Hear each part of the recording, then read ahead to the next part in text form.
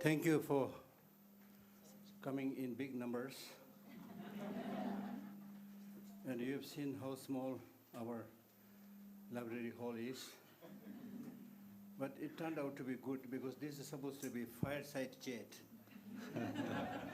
So we don't have fire here, but it's almost like fire. So Geshe and myself will be spending a little bit longer time. And our Minister of Education is here briefly to offer a citation to Geshe.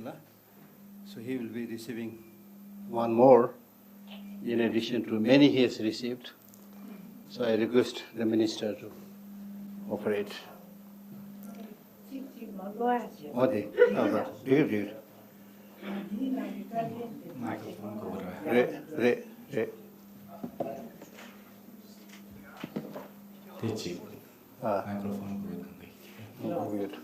Right, microphone, do it.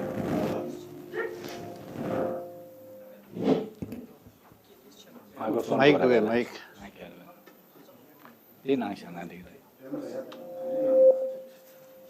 Mic, do it, you want to be quietly.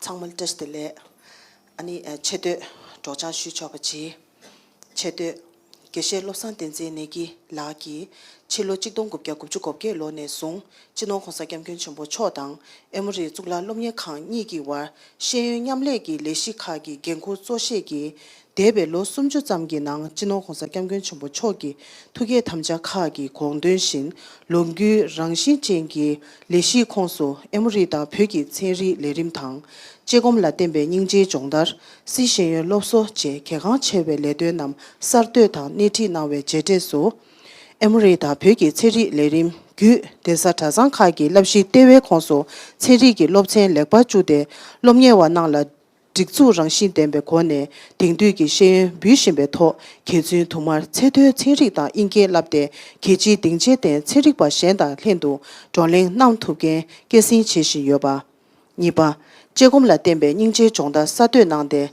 zamling yudu mangbyo nang chöden tang shenyue congle goti je chenga dume nang pendo hajang chenpo chishin yoba sumba si shenyue lobso cheti kyabe nangde loma saya mangbor mi shize rindang lobel cheba jidang yangge pebe lobja khagi nang ngode chongwa nen song kunyi da charo nambe lamjön dang siksu so khaya ma shepar thanglangi gele shipya nga chu gewar sabjong rimba na cho nang yoba thang chilo nido ni sangi ne thabar phebe si shen lobse tunjo wa gyalha sogyong na wala tene lobta kha dang lene so pendo chenbo yonggi yoba shiba tishin ari jo nga de Atlanta ru tenshi chebe debung loseling choso sanzuki gebu mangbor sangebe chugi labjagyu pendo chembo drupshimbe to ngalo ne losum ring dilegi dezen genzi nerim to si shenyen lobsu detube sobo soze nangwa jeni tachikdo tenje tön jidang keba do jino khonsa kyamgyun chembo chogi kagon drube chedo kuzichigi zeje la ngunzinki pemi dikzu shiri 레콩기 찹슈데 투치체 슈와탄 찹지 체드 차게 디고네 이랑아 주슈 페미직주 시리칼레 장라 탈람드메 치로니도 니사주 다응아베 체 니사주인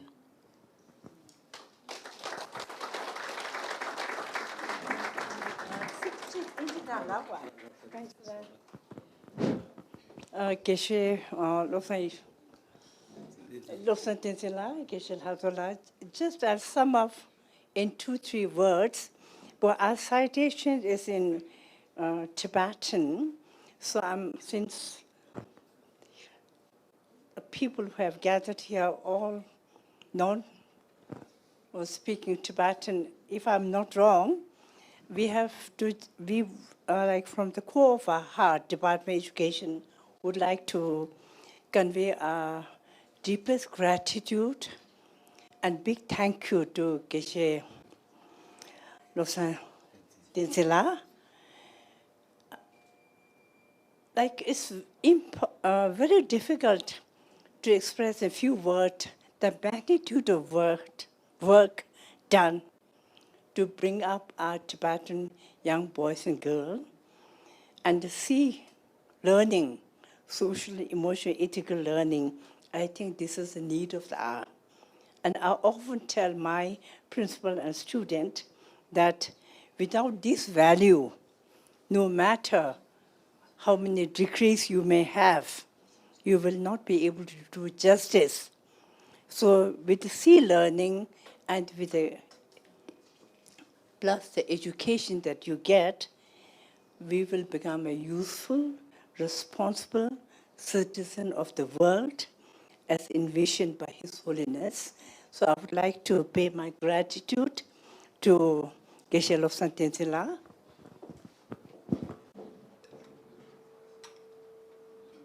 Thank you.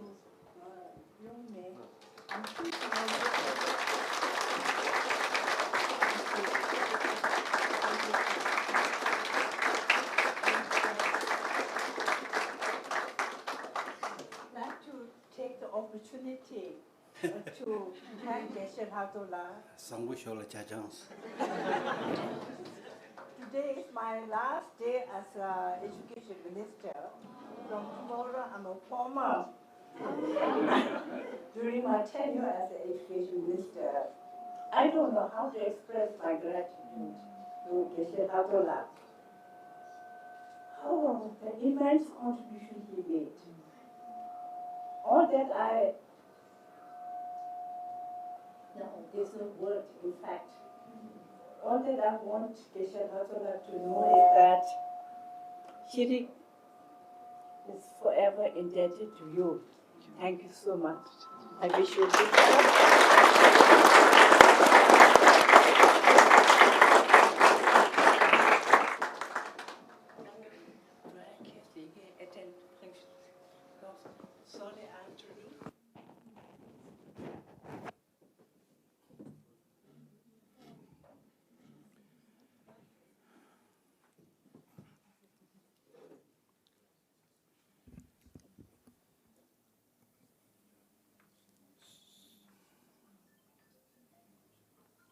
So it gives me immense pleasure to launch this amazing book. And nowadays, book launching is made simpler and simpler. Normally people read it and then open it, but I think not needed. All right. So let me read what I have prepared. We warmly invite you all to join me for a fireside chat with Geshe Lobsang Tenzin Negi on this auspicious occasion of launching his new book, Engaged Compassion, 7 Practices to Cultivate Resilience, Connection and Joyous Life. Drawing on contemplative wisdom, modern science, the discussion will explore compassion as a practical and trainable skill for resilience, well-being, and human connection. I heard this word, fireside chat, for the first time. So I Googled it out, and for your knowledge, I think which is important, it says that the fireside chat is a relaxed yet structured conversation where a moderator, which is me, guides a guest through a discussion, often in front of a live or virtual audience. Unlike traditional keynotes or panel discussions, it emphasizes unscripted dialogue, storytelling, and audience engagement, creating a sense of intimacy and personal connection with the speaker. The format allows the audience to gain unique insights and encourages participation, often through questions or interactive technology. And you know who invented this word? American President Franklin D. Roosevelt pioneered the fireside chat as a way to use radio to speak directly to the American public. And by using fireside imagery, he simplified massive national issues, making every citizen feel like the president was sitting in their living room having a chat over a cup of tea or cup of coffee. And Geshe Lobsang Tenzin, I think he needs a little bit long introduction. Really, it's important. Geshe Lobsang Tenzin Negi, who is now the author of this book, and when he was studying in the Institute of Buddhist Dialectics, we were classmates, and we normally used to call him Satyadev Negi, which is his original name. A former monk, was born in Kinnaur, a small Himalayan kingdom adjoining Tibet. He began his monastic training at the Institute of Buddhist Dialectics, where I think we studied together nearly 10 years together in the same class, sometimes debating, sometimes fighting, whatever. But the really like unforgettable thing is he's very fond of playing cricket. And there's always shortage of people to play with. Then he would just catch hold of my hand, come, go. I had a very nice book on cricket, you know. I know all the rules, but I don't know how to play. So what he does is he puts me at the boundary. When the ball goes all the way down the slope of the mountain, poor me, you know. I have to go down and find the ball, you know. So be careful, okay? And I mean, it's a privilege to say that we have been very close friends and worked together, studied together, worked together, you know, in this science for monastic education, secular ethics learning. It really happened, you know, His Holiness asking us to work together. So it's a beautiful experience. And since we know each other, I calculated this morning, it's more than 50 years. Since we know each other. This also shows how young we are.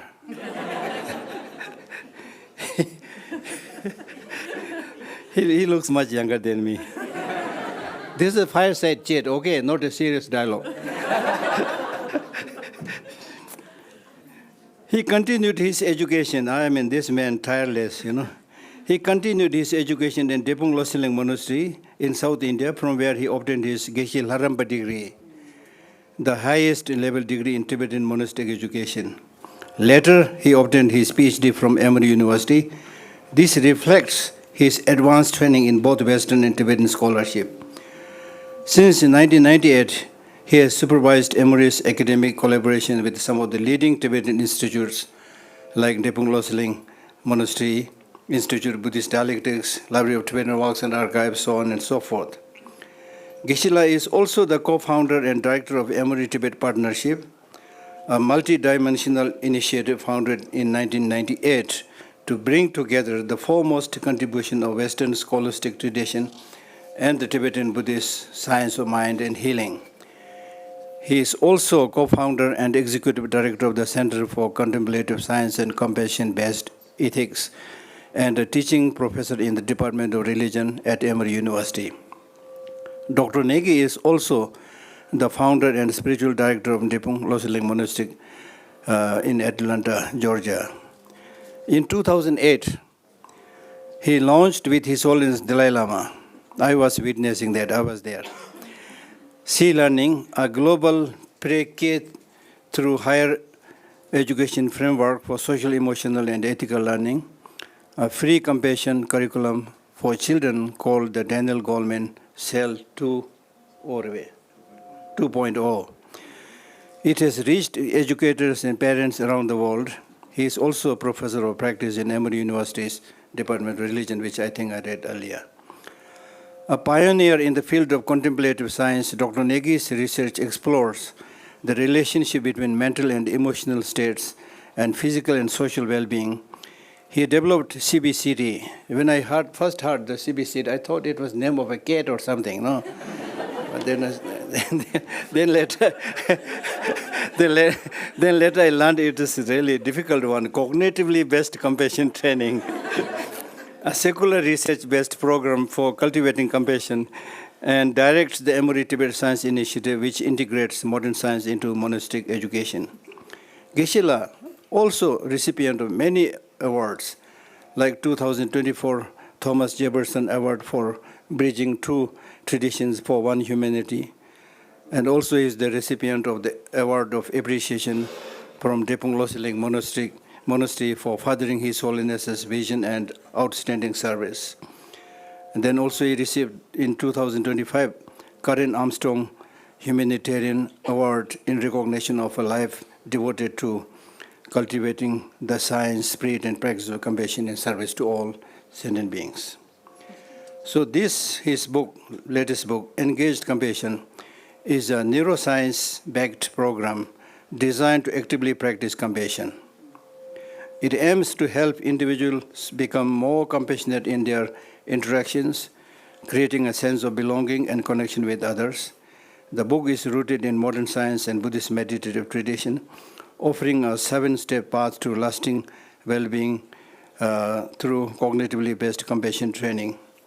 The 7 steps that he mentions are moments of nurturance, which frees us from insecurity; stable and clear attention, second, which gives us space between stimulus and response; third, self-awareness, which frees us from impulsivity; then self-compassion, which frees us from self-blame; and then expanded concern, which breaks down isolation and bias; and then gratitude and tenderness, which nourishes our heart with warmth and compassion that moves us from helplessness to wise action.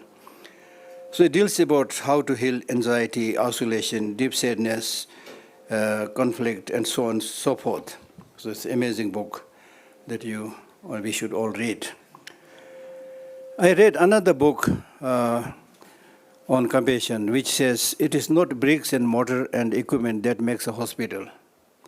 It is the warmth and compassion and attitude of good employee that leads to quality care. And that book says, friends are the best medicine and isolation kills. I wanted to mention this. And His Holiness says, love and compassion are necessaries, not luxuries. Without them, humanity cannot survive. And then Geshe La's book also mentions, in a world where burnout and disconnection have become epidemic, people are searching for a way to care deeply for others without depleting themselves. Engaged compassion offers a revolutionary approach to human flourishing that goes beyond traditional self-care advice. This is not about building walls to protect yourself. It is about developing the emotional intelligence and practical skills needed to create more meaningful connections at both individual and society levels. Right? So now we'll try to do some fireside chat. So the book, I believe, primarily covers 4 important topics: importance of cognition, importance of compassion, importance of engagement, and the scientific backing. In the case of the first word, cognitivity, Geshe La mentions that from sea learning we have the 3, so with this regard I have a question. The question is a fireside chat, not serious question. So in the sea learning curriculum, there is the mention of 3 domains and the 3 skills that we must use. And within that, one of the skills is awareness, right? So when you use the word cognitivity or cognition here and awareness in the sea learning, are you talking about the same subject or a little bit different? Thank you, Geshe La. Is this working? Yes. Thank you, Geshe La. It's a real pleasure to be with you. Yeah, we are friends. But as you said that we debated fiercely when we were students. In our tradition, we debate. When it comes to sports, yes, he's right that I was quite fierce baller. And then Geshe La that I often recruited him to play with us as well. Willing. Yeah. It has been really great. Great to know Geshe Lhakdor for last 50 some years, as he mentioned. You know that both of us have moved here now with no hair.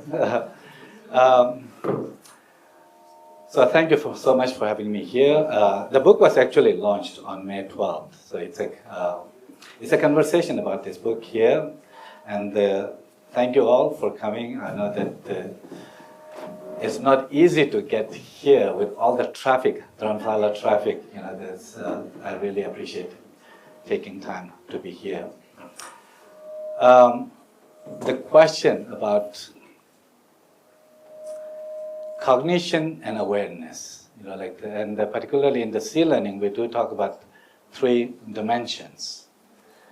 Sea learning, many of you are sea learning facilitators, teaching sea learning in your various countries. As the core of the framework, it's awareness, compassion, and engagement. So yes, awareness. In the Buddhist tradition, you can roughly think of awareness part as wisdom. You know, that it has to do with our cognitive awareness or ability to know the certain aspects of our life. Of course, that is important. Awareness can inform our relationships, how we feel about each other. Awareness can inform our emotions. The perspectives, when it comes to awareness, it really has to do with our perspective on life, our perspective on each other, our perspective on our own ups and downs in life. So yes, the short answer is cognition, our ability to process information in a way that aligns with the actuality. It has to do with awareness, that's right. And it's the wisdom, which is one of the important parts of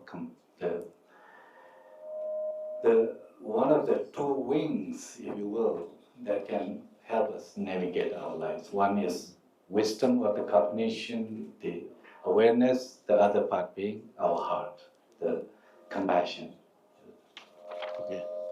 Thank you for this short and sweet answer. Short and sweet answer.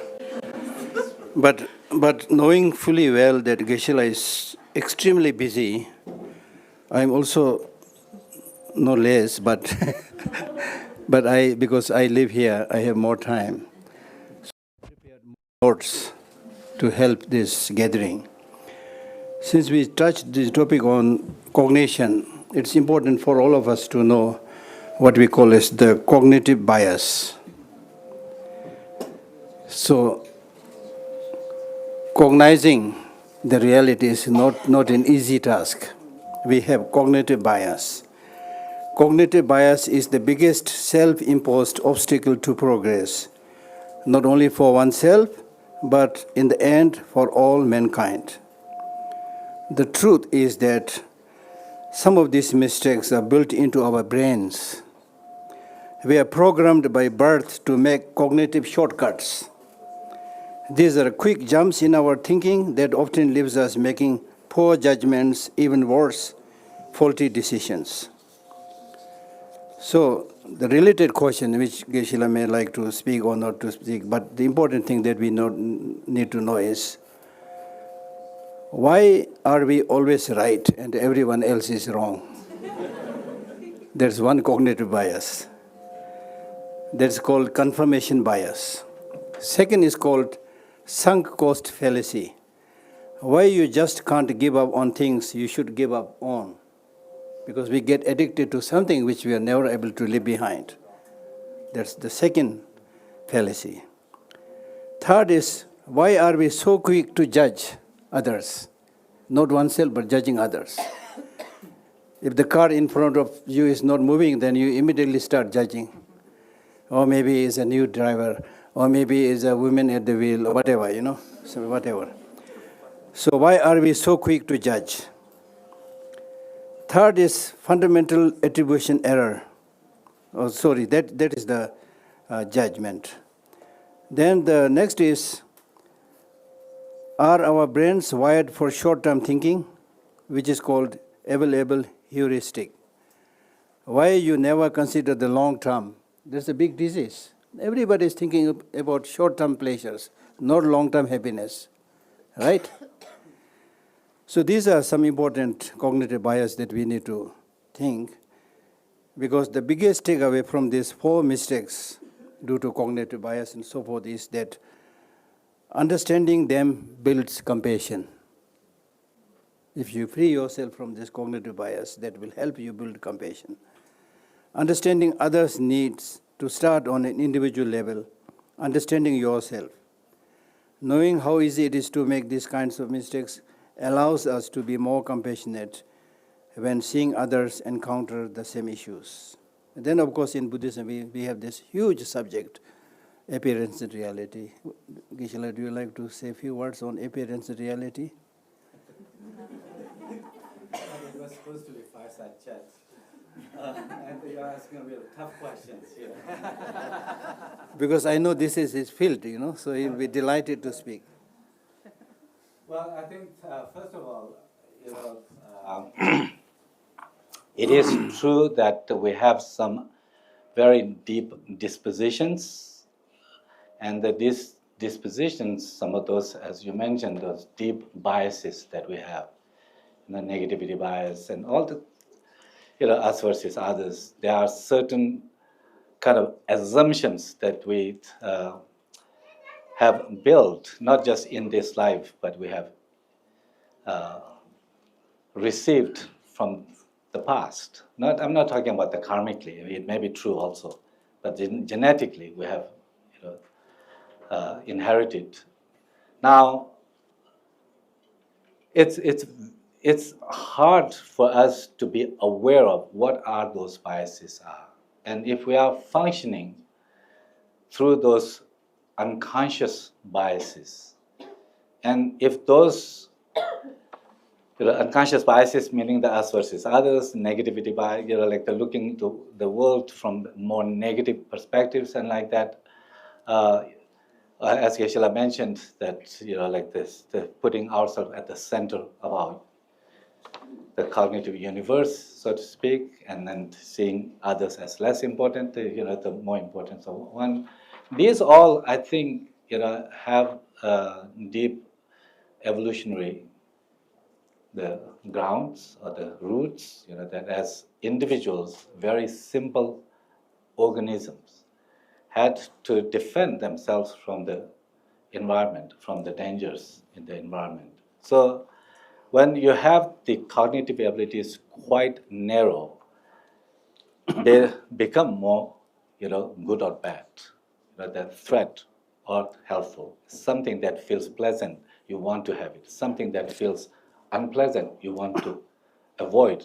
These are deeply baked in our genes. And unfortunately, that kind of reaction or the response to the world around us today, it doesn't really work that well, because we live in a much more complex society, complex world. It's not always just absolutely good or bad.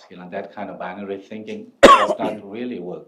It's not really possible for us to live with this thinking that I versus others. We are just so, connected.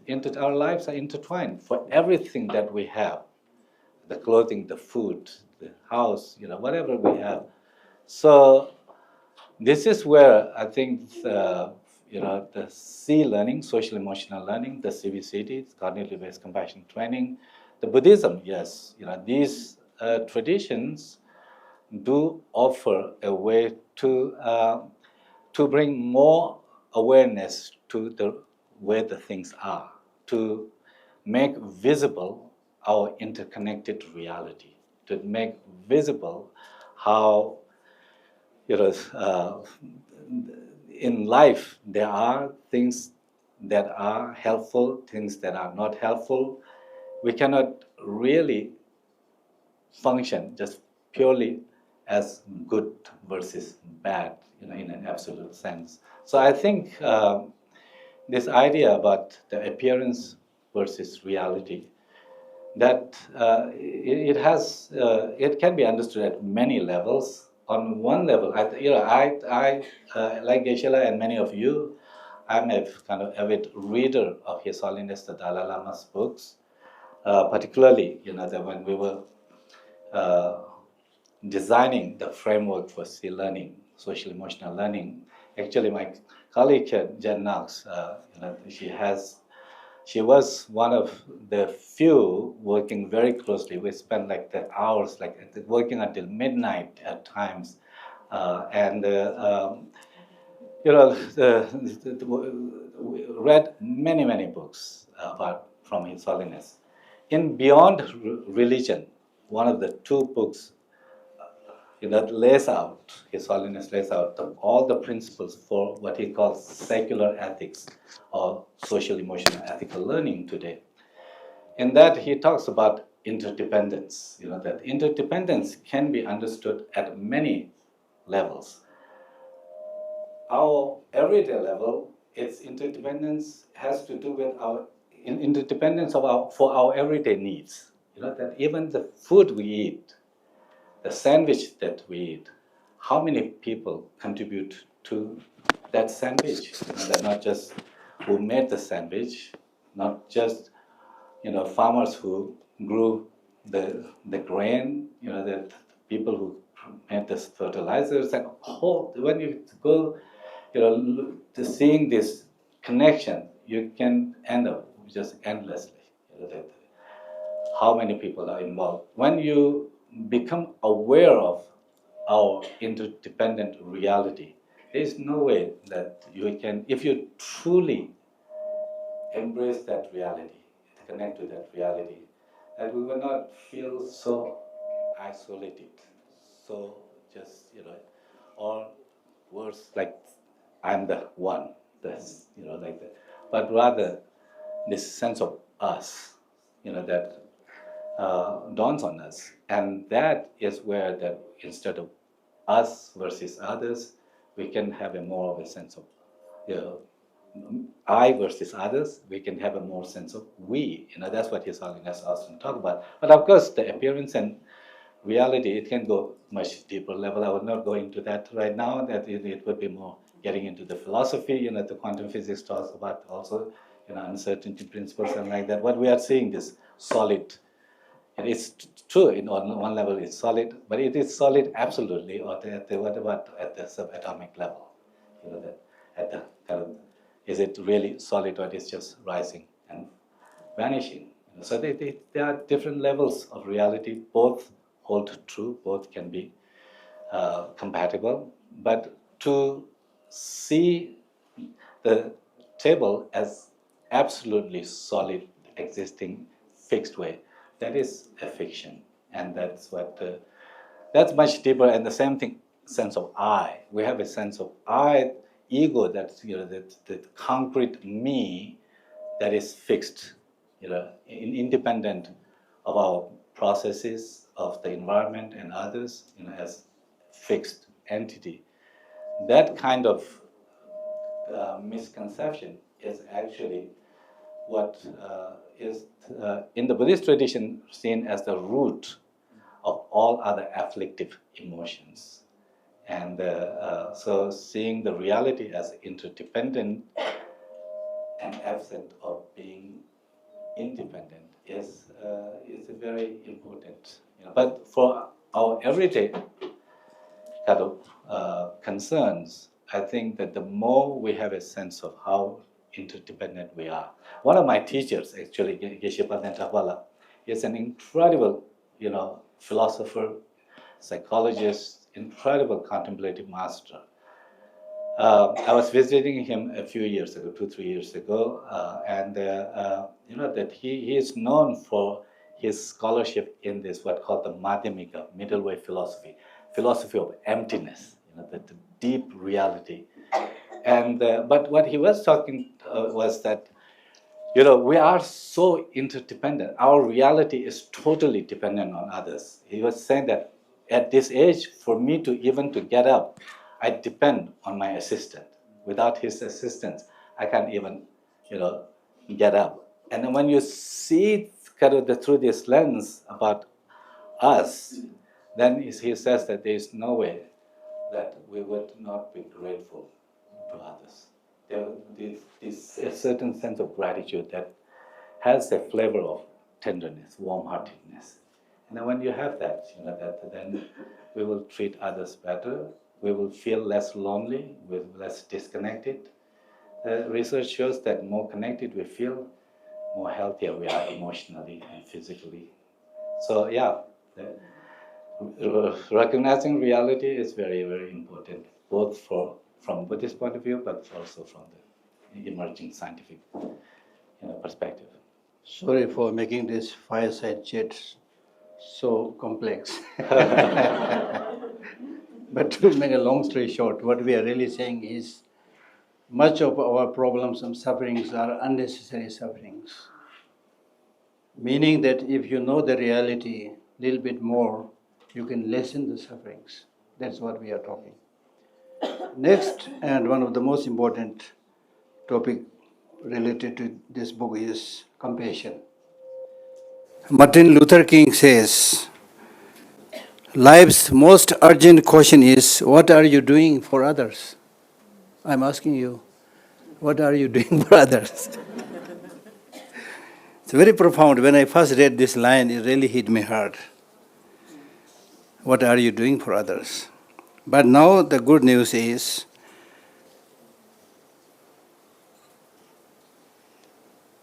the importance of compassion now has a lot of scientific evidences.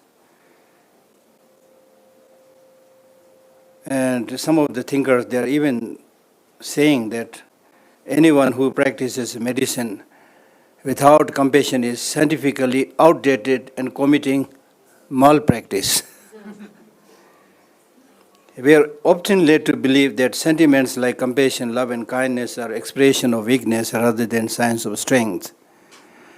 And we are often all too ready to give in to the false belief that meanness somehow equates to toughness and that empathy is empty of power. So qualities like compassion, nonviolence are something that is practiced only by the weaker people, which is totally, totally wrong. Throughout the history, it has been those seemingly small acts of kindness, decency, and compassion that have affected change. And as this book also demonstrates, practicing compassion in caring for one another and seeing the struggles of others as our own is not just the right thing to do, but it is the smart thing to do if you want to be a smart person and cool person, not cold person. So compassion is not just a nice idea. It is a practice that when put into action improves lives. In many of my talks, I repeatedly tell people, kindness, compassion, and love, these are the qualities which the blind can see and the deaf can hear. It's really magical if you really practice it. And people flock around His Holiness Dalai Lama seeking his blessings these days when he's not able to give long teachings, but day in and day out, people coming from all over the world to seek his blessing. What is this thing called blessing? It's nothing other than what comes out of compassion. And you can be one. Honestly speaking, if you genuinely have love and compassion in your heart, you can show that blessing also. Give that comfort to others also. Right? So what is my question?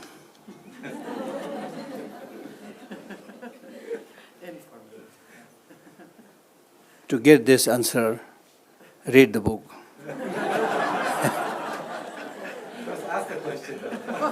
Or ask the question. Because normally the philosophers, one of the main subject matter of philosophy is not to answer, but to ask questions. Right? So Geshe, since we know each other so well, and I've observed you very carefully. coming next. And I also made sometimes very sarcastic and challenging remarks on him because we are very close. So, I mean, you work so hard, really, because we work together on many projects. Sometimes because I'm not compassionate, I'm not hardworking, so I need to tell, oh, you can't do this big project. No, slow down. You need some rest, things like that. But he is like undaunting. Nobody can stop him. So just meet one person and speaking there for 2 hours, sitting there. And sometimes I go with him, poor man, I don't have that patience. I'm just waiting there, He is talking, which really shows the resilience, the compassion. One of the main criteria of having compassion is to be able to listen to others, which very few people have it. Most of us are talkers just like me, But listening is really difficult. And Geshe, I observed all these qualities with you. So, in your personal case, how much, whatever amount of compassion you are practicing, how much that has really made your life smooth and happy, and how much of that practice made your life a smooth ride, not a rough ride? Can you throw some light on that? Well, yeah, that's another tough question. In the sense that, yes, it's true that I've been studying Buddhism and the compassion, teaching. But to say that how much it really made a difference, I think that I will just leave it others to tell about that.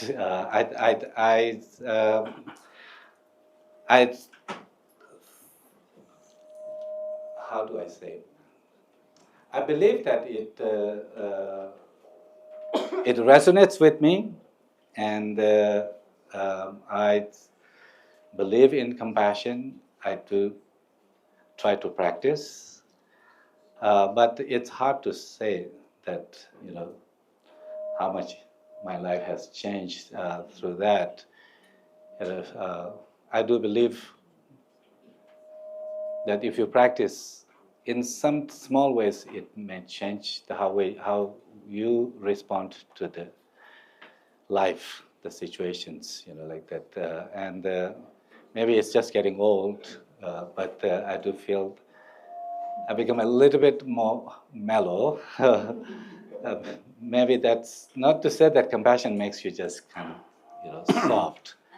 Soft compassion is actually at the heart. Compassion has to do with strength.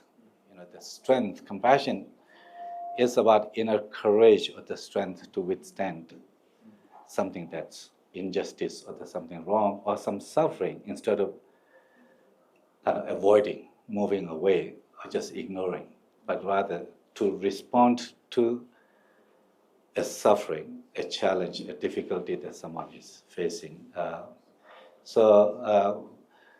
Compassion is not really about being soft. Often we hear that if you are compassionate, then people will take advantage of you. You become a doormat. But His Holiness has written extensively, the compassion is not about being soft. But nonetheless, I said that, that I used to be quite arrogant, quite rough person. Maybe it is the little bit of kind of believing in this value, or plus getting old, that I do find myself becoming a little bit more, soft and gentle, but not in the sense that insensitive to the needs of others. But I can't tell what transformation it has brought in my life. So I would not say that you are getting old, you are getting matured. Once I read this beautiful explanation about maturation, that you can consider yourself as a measured person if your concern for others outweighs your concerns for yourself, which Geshe you are doing, which is really amazing. So the next important point is how the development of compassion is scientific. We all talk about importance of love, compassion, and so on and so forth. But if there is a data explaining how important it is, it will be more convincing.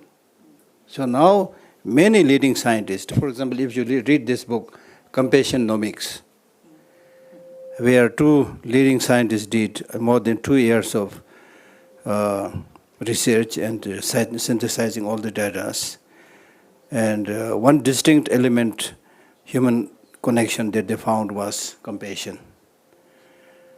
The data on compassion was eye-opening indeed. Epidemiology data indicated that there is currently a compassion crisis in healthcare, literally a crisis. And Obama, in one of his speeches, very clearly said there is an empathy deficit. And it is because of this people are having all kinds of problems. Right? So it was a clear departure from science, and major departure are common. I mean, when they did this scientific research to find proper data for development of compassion, it was a kind of departure from the usual scientific way, because they say, oh, you are doing, trying to scientifically find out the relevance of compassion. This is not within the scientific field. That is why these days people say ethics is not a scientific thing. The job of science is to find out what it is. It's not about whether it should be good or bad. But, as I mentioned earlier, by citing this quotation from Martin Luther King, it is now people are finding that the most pressing problem of our time is the compassion crisis, both in healthcare and more broadly in the world today.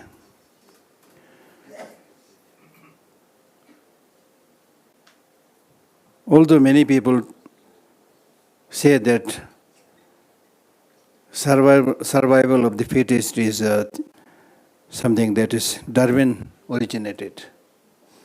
I read one article which says Darwin did not originate the phrase survival of the fittest, for which he is known. It was actually Herbert Spencer, a notable British biologist and anthropologist, who coined the phrase after reading Darwin's view on evolution. Over time, this framing became misconstrued into the widely held belief that Darwin's views were justification for aggressive, gladiator-like behavior. But the point that I'm making is what Darwin actually concluded was different, even more remarkable. According to him, the communities with the greatest compassion for others would flourish the best and rear the greatest number of offspring. In short, the body of scientific evidence supports that compassion actually protects the species. So having this scientific backing is really, really crucial and very important. At a very basic level, research supports that compassion is something intrinsic to the human conditions. For example, studies show that infants will resonate with the cries of others in distress, and that toddlers are naturally inclined to altruistically help others. There is a general consensus among scientists that compassion for others is in fact evolutionary. So next important topic is engagement. Even in my case, I have always been saying that the source of our multifarious problems is not just ignorance. Both science and Buddhism say source of problem is ignorance. But I add one more word, saying that source of our problem is not just inaction. Not ignorance, but it's also inaction. So therefore, this word engagement, I really find it very, very important. And there are scholars who say education means 3H: head, heart, and hand. Engagement, doing. Right? So in this case, the fireside chat, no need to take it very seriously. The foundation of sea learning is actualizing happiness and removing suffering. For this life, it's not talking about next life and things like that. So my kind of question is, how deep we will be able to remove suffering and actualize stable happiness, since it is limited only to this life. Why compassion rather than justice is treated as the foundation of sea learning?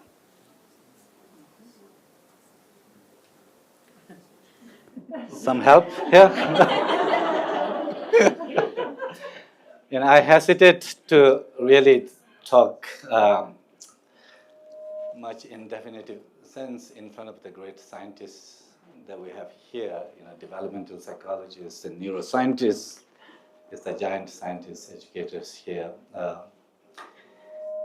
They have devoted their life exploring these questions. And I've done a small part on my part, but with all humility, if I may, the compassion is obviously important. We're social animals. One of our colleagues at Emory University who has passed away, Franz de Waal, primatologist, he talks about how first and foremost reason for group living, our social life. Why do we live together? He says that is for security, for being safe. Each individual, each of us wants to live, want to see next day, next sunrise, right? Who wants to, unless we are really suffering with certain shame and other issues that when living becomes a burden, then unfortunately sometimes it feels like that ending the life is the escape from that. But otherwise, we all want to live. The survival is so deep instinct or the pulse of life, if you will. So in order for us to survive, obviously, alone, we would not be that able to live well against the odds of the nature and the challenges. Together, we are more strong. Just even two people together. Even when you are just walking with a dog, you feel safer. Even when you have some kind of a figure, like there's a movie called Cast. It's the Castaway. Yeah, Castaway. A movie some of you may have seen that. Tom Hanks, who ends up kind of crashing his plane in an island. There's nobody around, and he's kind of stuck there. And being alone is so frightening, so hard. So he ends up a soccer ball. That he was this FedEx plane, delivery in the plane that plane crashed. So there was a soccer ball there. He ends up putting a mouth, eyes, and ends up having conversations. He's spending months in that no man's land, developed a relationship with this imaginary the person. We have to go through that. That's why. So there's no wonder why studies after study, some long, kind of very long studies, the studies that have been going for 80 years now, like the Harvard study, it shows that the number one kind of predictor, number one element that leads to long life and healthy life is good relationship. The connection, good relationships where there is a meaningful connection. And so compassion, when it comes to compassion, in my book, not just me, I'm really sort of I am simply attempting to kind of, as much as it may be very poorly, but trying to present what His Holiness has written and taught extensively. Compassion comes down to a meaningful connection. A meaningful connection has a quality of tenderness, warm-heartedness, warm feeling. And this is where that's why the compassion is so important in today's world, as we are becoming more and more kind of fragmented. Societies are becoming more fragmented. In the fast-paced life we are living, it's very difficult to remain connected with others. The loneliness in America it says that it's an epidemic. And it becomes a source of many other problems. So compassion is certainly, not as a religious value, something you go and pray, but compassion as a basic human value, a basic mammalian kind of value, where you feel a certain connection, a tenderness towards someone. That becomes so important, for our own well-being. And is this something that we can learn? Is this something that we are either born with or without? Apparently not. We all as mammals have the seeds of that compassion, although it may be very narrow to our very close family members and like that. But we need to expand that connection. And that's where that I think that, we can learn from the writings of His Holiness the Dalai Lama, the many wisdom teachings, particularly traditions that have focused millennia is really understanding this inner world and have written extensively the pathways to deepen and expand that sense of connection. And that's what, C Learning, CBCD, many programs, compassion training programs, there are many programs. They are focusing on this very crucial element that we need today. You are absolutely right, Geshe Lhakdor, like the Compassionomics written by Stephen Turchiak. They find that the compassion, just healthcare, yes, but in our society, it is a must. In the absence of that, we become more and more isolated. And that's why they say that, the people have said that, scientists talk about, Frans de Waal has said that it is why it is the case that after capital punishment, like when you are executed, what is the most dreaded punishment? It is solitary confinement. When you are thrown into a cell by yourself, days, weeks, and people go crazy. We are not built to live alone. We don't feel safe alone. We are built to connect, and the compassion provides that.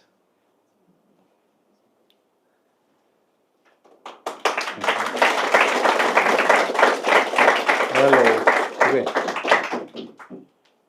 So I am slowly trying to wind up.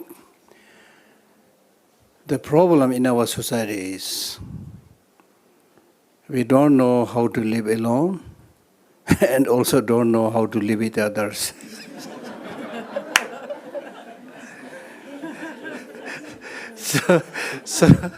So from that point of view, compassion is your companion.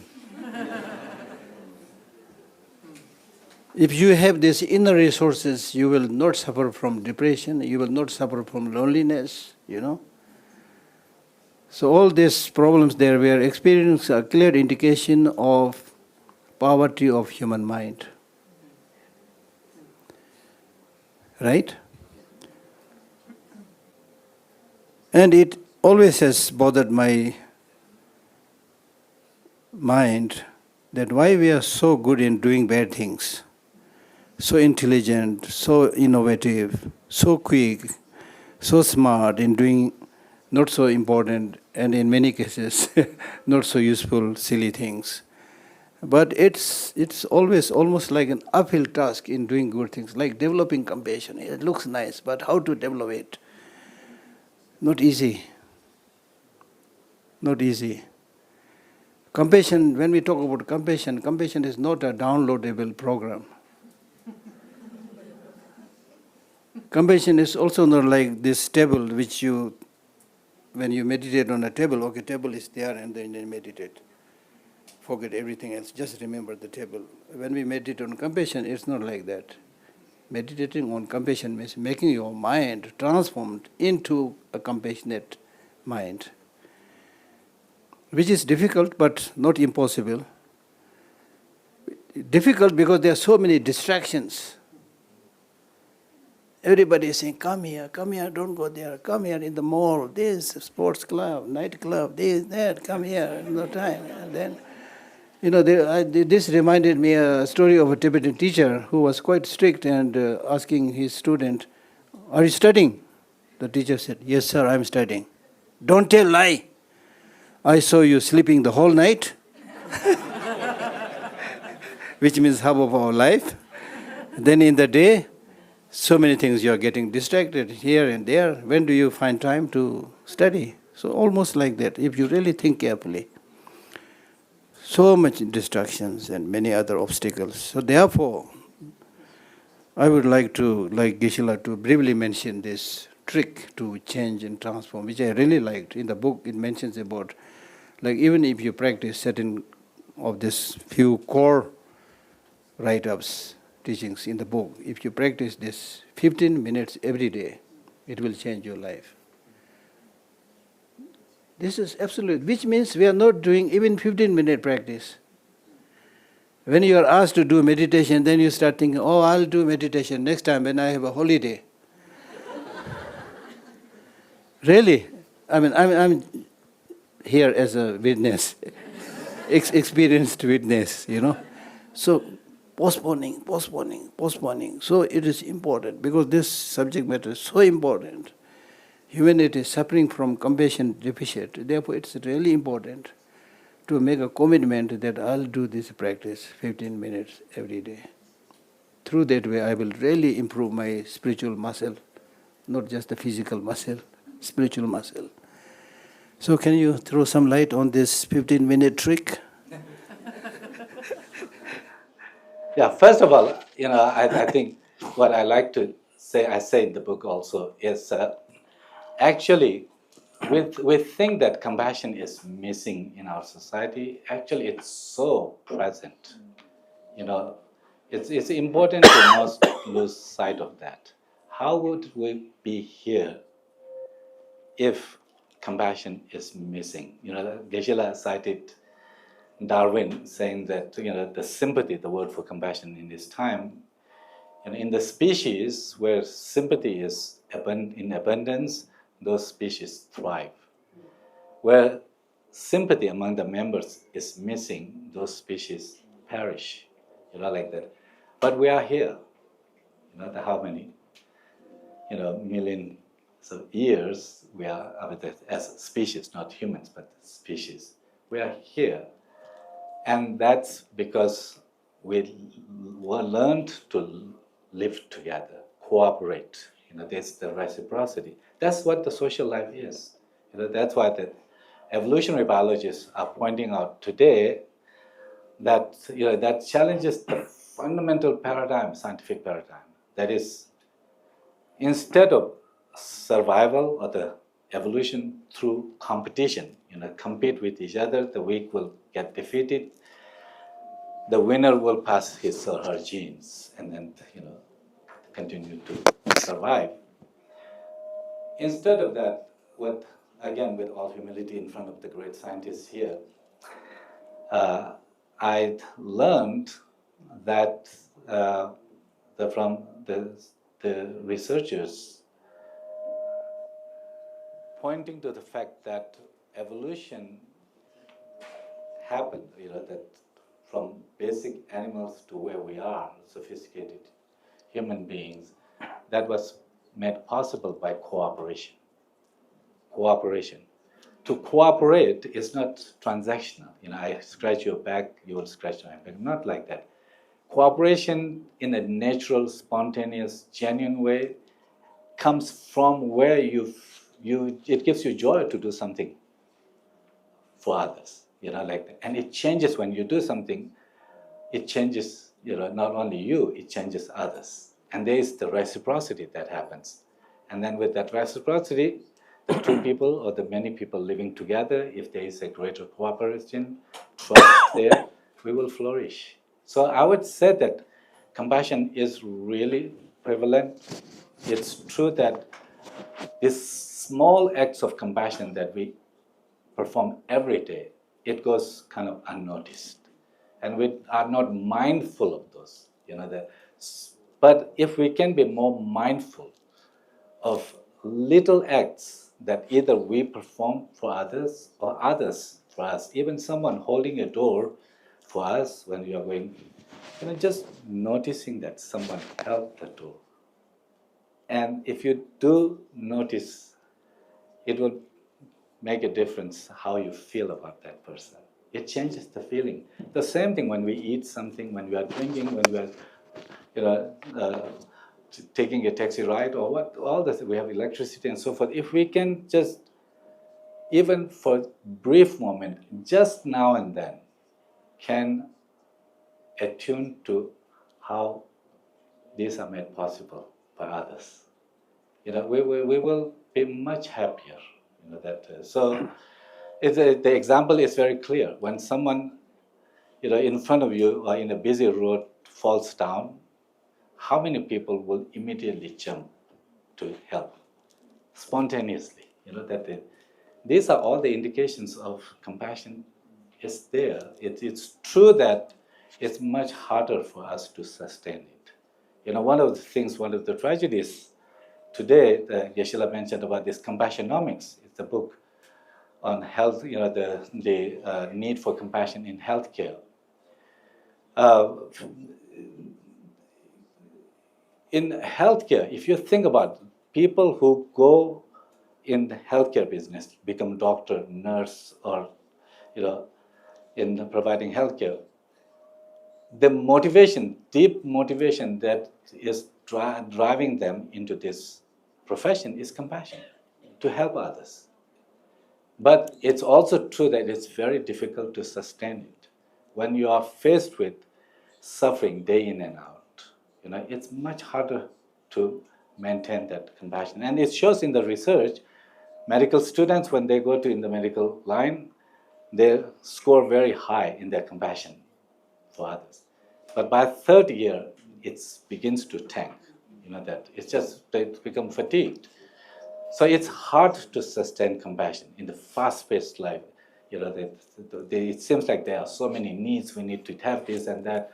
So we can benefit from being a little bit more mindful in our interaction with others. Just small ways, even if you just have to look at someone, just meaningfully, just, gaze the log and say hello, or just give a little smile or nod. It changes the way that how others feels. The little acts like that we can do every day. Just do 5 things. Just small things. Maybe write to someone that you haven't written, call someone you haven't called for some time. Like that. Or when you are at a restaurant, people serving you, just, strike a little kind of nice conversation and see what happens. There comes a connection. It can make us feel better. So when in the compassion, engaged compassion, for me, it has to do with compassion is hard to sustain. It's true in today's world. But by applying in discernment, cognition, wisdom, this system thinking or the perspective taking, we can find some ways to bring our compassion in action, some small ways. And it's about focusing on small ways, what we can do. You have those of you who have done seal learning and CBCD, you have heard many times this story about the starfish. A grown-up man is walking on the beach and sees a child, bent, picking up something and throwing into the ocean. And he comes closer to the child, seeing what he was doing, says that, "What are you doing? Don't you see this beach is miles long and there are thousands of starfish, kind of washed offshore there. You're not going to make any difference. You're not going to make any difference."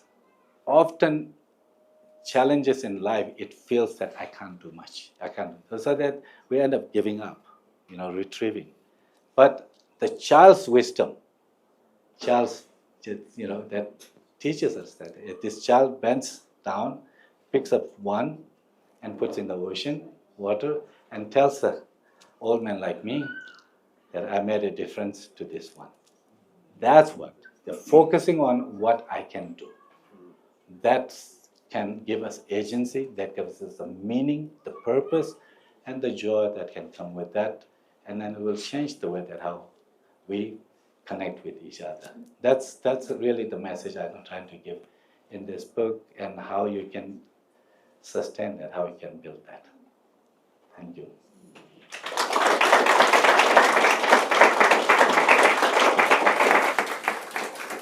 I think this is another wonderful way of celebrating His Holiness's 90th anniversary, the year of compassion. And thank you, Geshe. Thank you, everybody here. I really pray that you all live a healthy, long life. I've been meeting many groups in the recent few days, and I've always been telling that you are important, because you have this aspiration to be compassionate, to be kind. Therefore, you need to take care of yourself. Taking care of yourself is taking care of others. Taking care of others is taking care of yourself. Be well, be happy, and please enjoy your stay in Dharamsala. Thank you very much. Thank you.